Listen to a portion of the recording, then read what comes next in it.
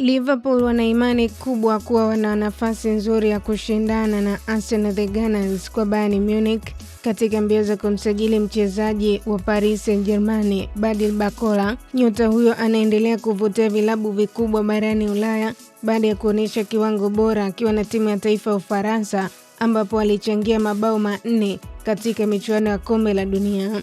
Wakati wao Arsenal wanaonekana kuongoza katika harakati za kumsajili kiungo wa Bournemouth Alex Scott, ambaye pia anawindwa na Manchester United. Hata hivyo, Scott ana wasiwasi kuhusu nafasi yake ya kupata muda wa kutosha wa kucheza katika kikosi cha Mikel Arteta ikiwa atajiunga na klabu hiyo.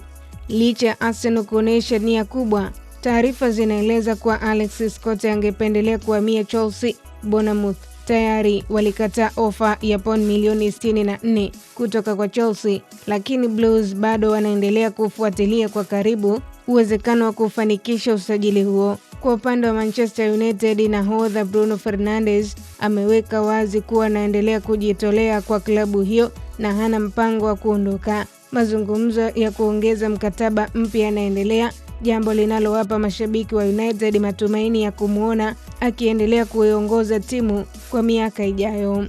Katika taarifa nyingine za usajili, Besiktas wanataka kumsajili kiungo Newcastle United Joe Willock ambaye amesalia na mwaka mmoja kwenye mkataba wake. Aidha, Chelsea wameripotiwa kuwa tayari kusikiliza ofa kwa nahodha wao Martin Odegaard ikiwa kutawasilishwa kwa dau kubwa litakalokidhi matarajio ya klabu hiyo. Kwa update mbalimbali za kimichezo kimataifa, endelea kutufuatilia kwenye mitandao ya kijamii Instagram, Facebook, X, tufollow kama Kasako Media.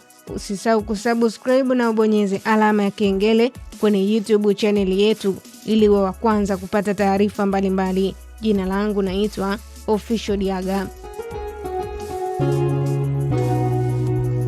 Kasako Media, tunaangazia maisha, tunaandika kesho.